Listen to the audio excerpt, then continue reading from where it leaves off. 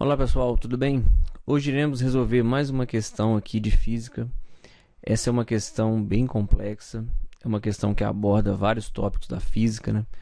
Aborda aí quantidade de movimento, energia, lançamento oblíquo, decomposição de vetores, entre outros aspectos. Uma partícula de massa m é lançada obliquamente com sua velocidade inicial v0, fazendo um ângulo de 30 graus com a direção horizontal, conforme indica a figura a seguir. Então ele fez um desenho aqui, né? Tem uma figura da partícula, velocidade inicial, ângulo que a partícula faz com a horizontal. Aqui tem um bloco, né, suspenso, onde essa partícula vai colidir com o bloco. Ao atingir a altura máxima de sua trajetória parabólica, essa partícula colide inelasticamente com um bloco de massa 5m. Então, significa dizer que o bloco tem 5 vezes a massa da partícula.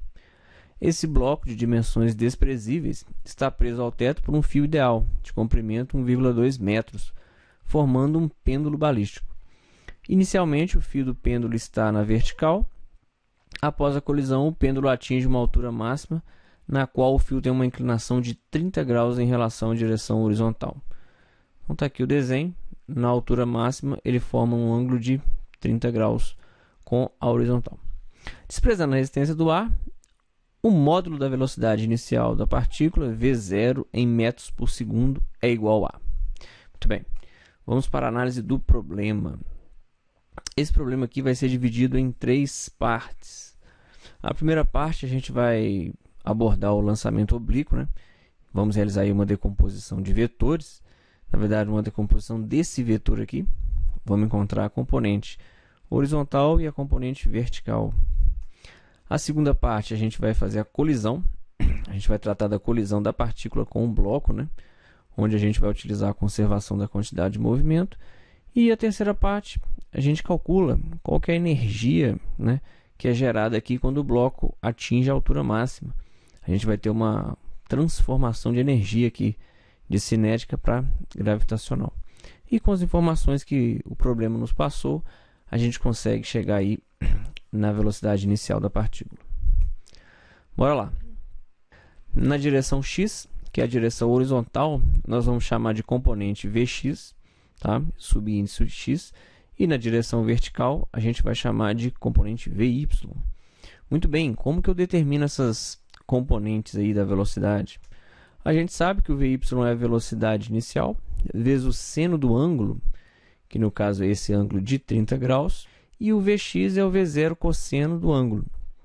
Como é que eu sei por qual que eu multiplico, né? Pelo seno ou pelo cosseno? É uma dica bem legal. Basta a gente ver que o Vx ele está adjacente ao ângulo de 30 graus, né? Adjacente eu multiplico pelo cosseno. E o Vy, que ele está sem o ângulo, sem o ângulo eu multiplico pelo seno, né? Brincadeiras à parte, mas é um macete que faz a gente lembrar. Se a velocidade está sem o ângulo, no caso é o Vy, ele está sem o ângulo aqui, eu multiplico pelo seno. E o Vx ele está com o ângulo, está adjacente ao ângulo, eu multiplico pelo cosseno. Muito bem, o seno de 30 é 1 sobre 2, ou 0,5, e o cosseno de 30 graus é raiz de 3 sobre 2. Vamos calcular a velocidade Vx. Por quê? Essa é a velocidade que interessa para a gente. Veja que quando a partícula se desloca e atinge a altura máxima, nesse ponto de colisão com o bloco, ela só possui a componente horizontal, porque a componente vertical, na altura máxima, ela é nula, né? Então, basta que a gente conheça a componente vertical Vx da partícula. Vx, portanto, será V0, velocidade inicial, vezes o cosseno de 30, que é raiz de 3 sobre 2. Vamos guardar essa informação, que é a velocidade com que a partícula colide com o bloco. Muito bem, vamos entender agora como que funciona a colisão dessa partícula com o bloco. Analisando a colisão da partícula com o bloco. No ponto de altura máxima, a partícula vai colidir de frente com o bloco, né? Conforme a figura aqui. Ela vai chegar com uma velocidade Vx, que a gente já calculou, e vai colidir com o bloco que está inicialmente em repouso. Então, essa é a análise que a gente vai fazer. Então, nesse momento, a gente começa a entrar no tópico de colisões, né? De conservação da quantidade de movimento. Bora lá. Como que eu determino a quantidade de movimento que essa partícula possui? A gente sabe que a quantidade de movimento ela é o produto da massa pela velocidade. É uma grandeza vetorial, pessoal. Tenham cuidado aqui, porque eu preciso entender que existe um sentido positivo aqui. No caso, né, geralmente a gente adota que o sentido positivo é para a direita. Tá? Como o movimento da partícula é para a direita e após a colisão, tanto a partícula quanto o bloco também continuam o movimento para a direita, eu não preciso me preocupar tanto com o sentido do movimento, que ele é o mesmo para ambos. Tá? Basta eu utilizar a fórmula, né, diretamente, que é o produto da massa vezes a velocidade. E por que eu uso a conservação da quantidade de movimento? Justamente porque, como eu tenho uma colisão, a quantidade de movimento antes da colisão e após a colisão, ela se conserva. Esse é o princípio da conservação da quantidade de movimento.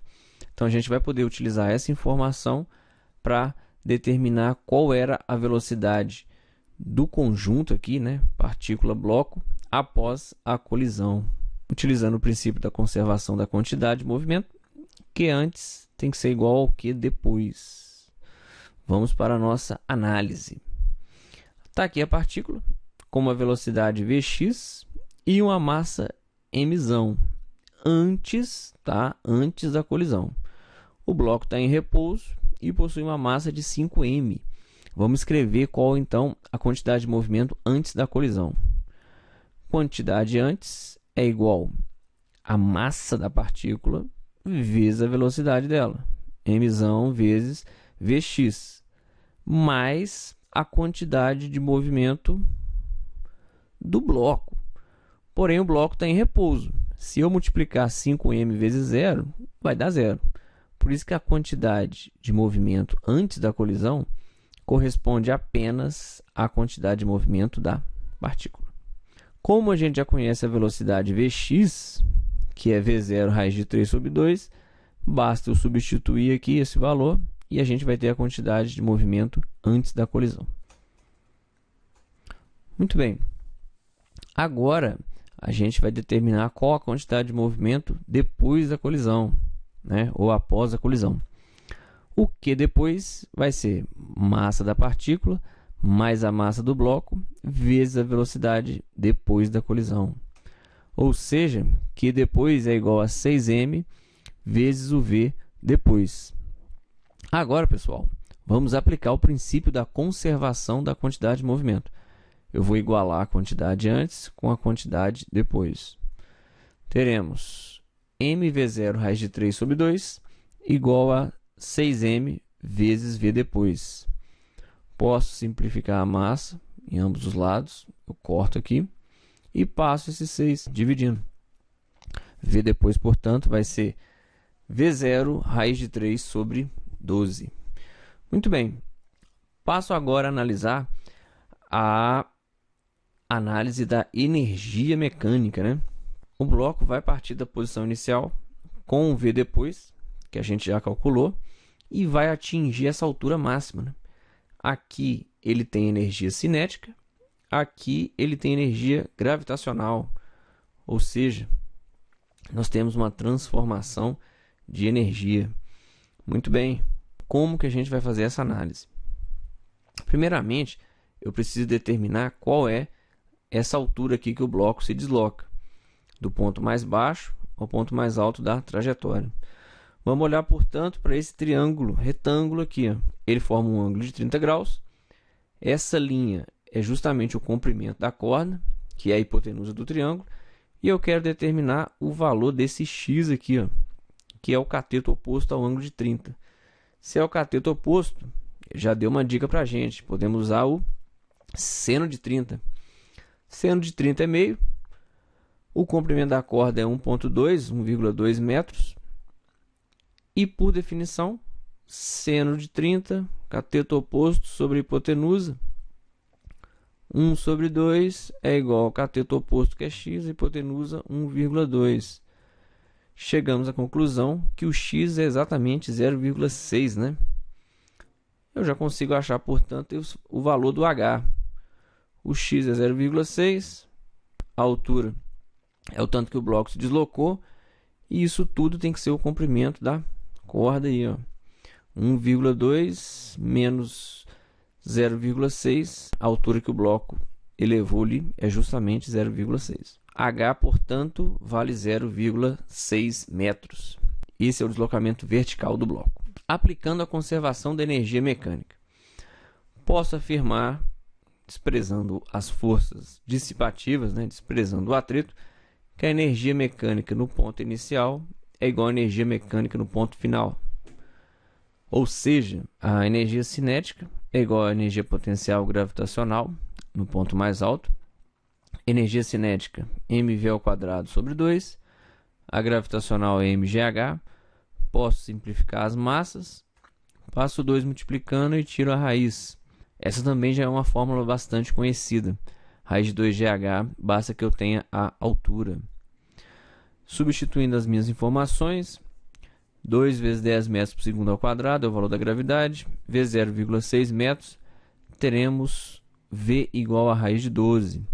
E isso que foi determinado é justamente a velocidade depois, a velocidade após a colisão, que é a velocidade com que o bloco parte aqui do ponto mais baixo. Com essas informações, sabemos pela quantidade de movimento que o V depois é V0 raiz de 3 sobre 12, e sabemos pela conservação da energia que esse V depois é igual a raiz de 12 metros por segundo. Igualando essas informações, posso ter V0 raiz de 3 sobre 12 igual a raiz de 12. Passo 12 multiplicando, o raiz de 3 dividindo. O V0 é 12 que multiplica raiz de 12 sobre raiz de 3.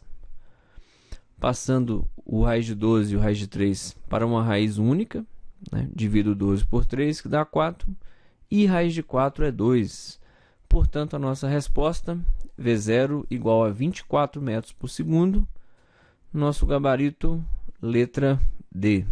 Se você gostou, não se esqueça de dar um like, se inscreva no canal e ative as notificações. Até a próxima!